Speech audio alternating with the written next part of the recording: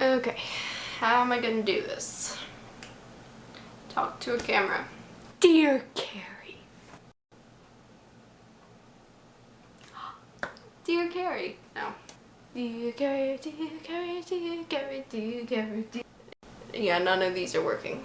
How am I gonna pull this off? What should I talk about? Costa Rica, the beach, Brian going to college, what it's like to have a new sister. Nope.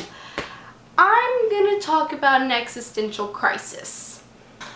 So about a month ago, July 13th or so, I had a breakdown, I guess is what you can call it. Dad, Brian, and I were all watching The Cosmos, that thing with Neil deGrasse Tyson. So that's going well, we're watching that stuff. And then the news comes on. We heard about crisis in the Middle East and all those suicides and all those wonderful things as you're trying to go to sleep.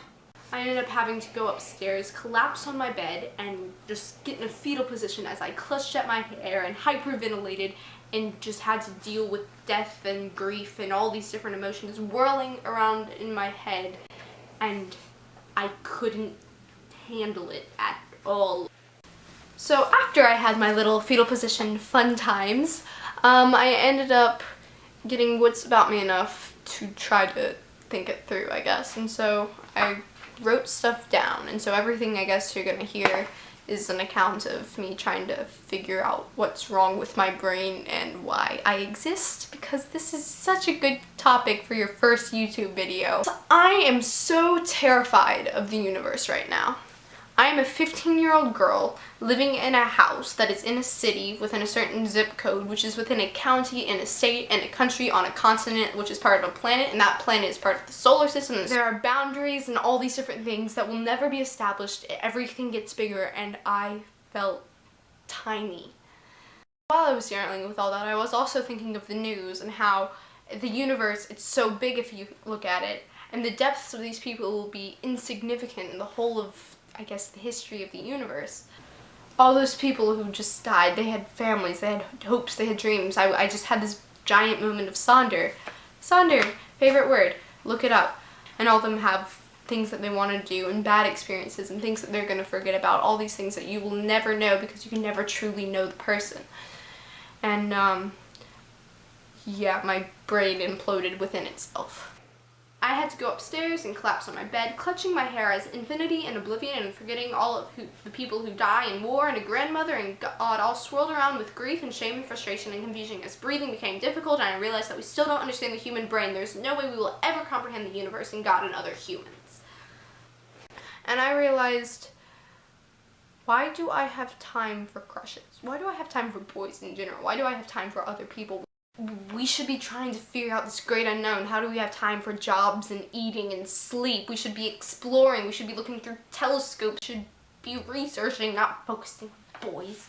And then it was around 11:20 at night, and I ended up grabbing some cookies from Costa Rica, and then I proceeded to climb out on the roof and eat all of the cookies. I realized that not everyone is dealing with an existential crisis, and for those of you who are, I want to hear about it because these things are terrifying but also wonderful. You just marvel at them.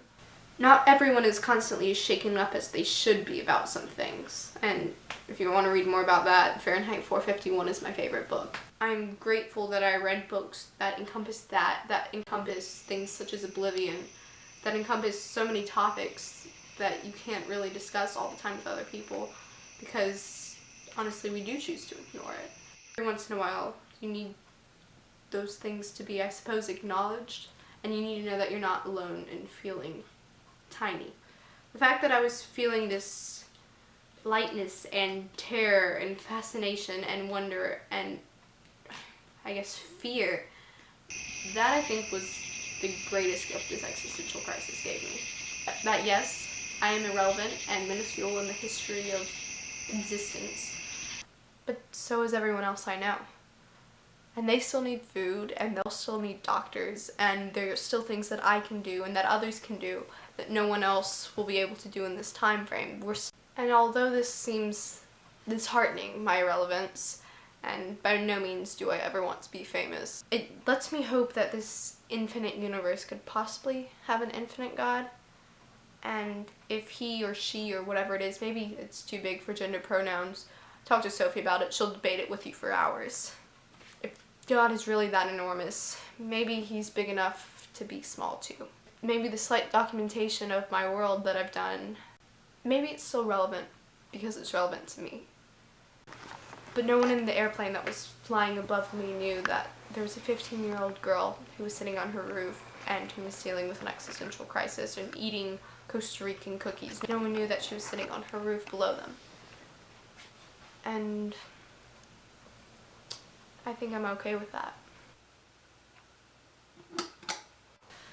Oh, Cary, I'm glad that you came to Greensboro. I saw you this weekend. It was good to see you.